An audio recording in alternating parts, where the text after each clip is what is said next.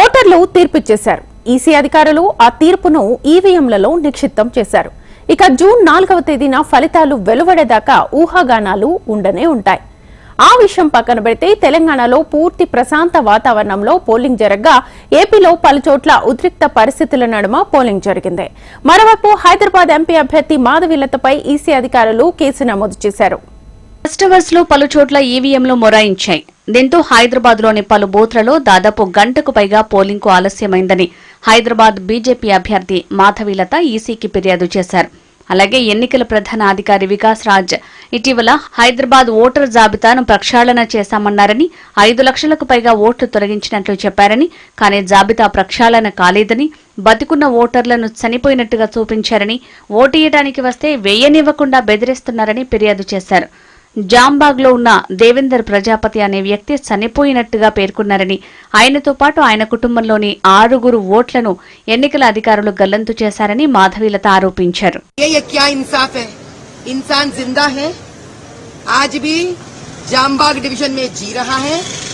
Jambagh division को polling booth 24 पे आया है. गौशामल असेंबली के 6 लोग हैं उनके फैमिली में.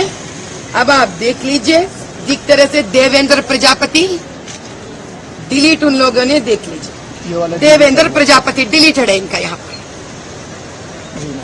ये कर रहे विकास राज जी, जो डिलीटेड बोले ना विकास राज जी, जो चीफ इलेक्शन ऑफिसर है, ये गफला है. आप क्या कहना? అలాగే నార్ల మల్లేష్ అనే మరో ఓటరు పేరుతో కూడిన జాబితాను తనకు ఇచ్చారని, కానీ అతను చనిపోయినట్టుగా పేర్కొన్న మరో లిస్టుని జీహెచ్ఎంసీలోని బీఎల్ఓలకు పంపారని మాధవీలత ఆరోపించారు.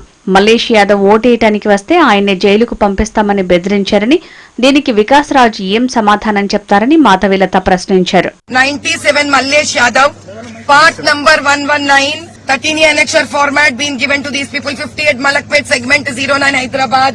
Narla Mallesh, this is his Aadhaar card, and they say that N Mallesh Yadav, Narla Mallesh Yadav, they have declared he is dead. This is a death list. He is declared dead.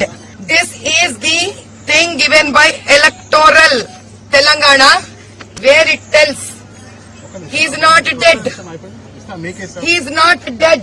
In this papers that come to our party, to me as a candidate, there is no death written here. There is no deleted written here. But a separate list comes to them, to the BLOs here, to the GHMC people, where they declare dead, and he is not allowed to vote. He is an uneducated person. Now tell me, what should I do? ఏమన్నారు? Vote సంతకాలు తీసుకొని jail తీసుకోవాలి. ఏమైనా ఓటేయడానికి వచ్చినావా? ఏమన్నారు లోపల officers? లోపల sir అన్నాడు ఆధార్ కార్డు ఉంది, అన్ని ఉన్నాయి. ఉదయం నుంచి హైదరాబాద్ బూత్లలో పర్యటిస్తున్న మాధవీలత పలు అవకతవకలకు ఈసీనే కారణమంటూ ఆరోపించారు. మరోవైపు అభ్యర్థిగా ఉన్న మాధవీలత ఓటర్లను చెక్ చేసే క్రమంలో బుర్ఖాలు తొలగించారని, ఆ పని అభ్యర్థులు చేయరాదని ఈసీ వికాస్ రాజ్ అన్నారు. తనకు అందిన 1-2 ఫిర్యాదులను పరిగణనలోకి తీసుకుని కేసు పెట్టామని, లా అండ్ ఆర్డర్ చేయి దాటకుండా ముందుగా కేసులు పెట్టామని, ఆ తర్వాత విచారిస్తామని చెప్పారు. 1 or 2 కేసెస్ కంప్లైంట్స్ వచ్చాయి. So Hyderabad constituency one candidate, one case was found where checking up of identity etc. being done by the candidate.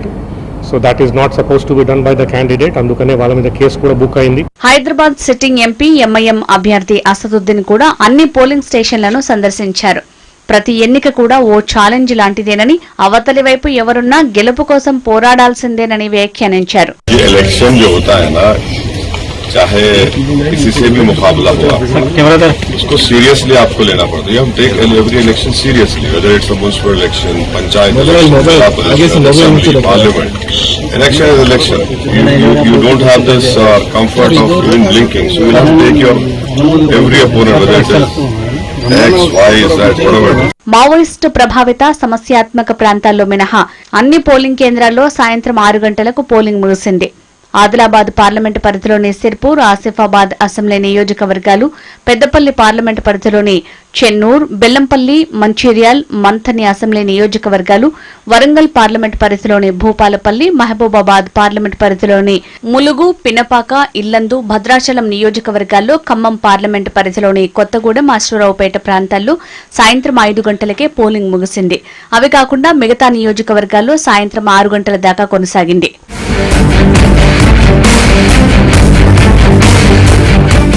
అటు ఏపీలో మావోయిస్టు ప్రభావిత ప్రాంతాలుగా ఉన్న అరకు, పాడేరు, రంపచోడవరం ప్రాంతాల్లో సాయంత్రం 4 గంటలకే పోలింగ్ ముగిసింది. అలాగే సమస్యాత్మక ప్రాంతాలుగా గుర్తించిన పాలకొండ, కొరుపాం, సాలూరు ప్రాంతాల్లో పోలింగ్ 5 గంటలకే ముగిసింది. మిగిలిన 169 నియోజకవర్గాల్లో సాయంత్రం 6 గంటల దాకా పోలింగ్ కొనసాగింది. పోలింగ్ ముగిసిన వెంటనే సిబ్బంది ఈవీఎంలను సీల్ చేసి స్ట్రాంగ్ రూమ్స్ కి తరలించే పనుల్లో నిమగ్నమయ్యారు. మొత్తానికి ఓటర్లు ఇచ్చిన తీర్పు ఈవీఎంలలో భద్రంగా ఉంది. ఎవరి భవిష్యత్ ఏంటో జూన్ 4న తేలిపోతుంది.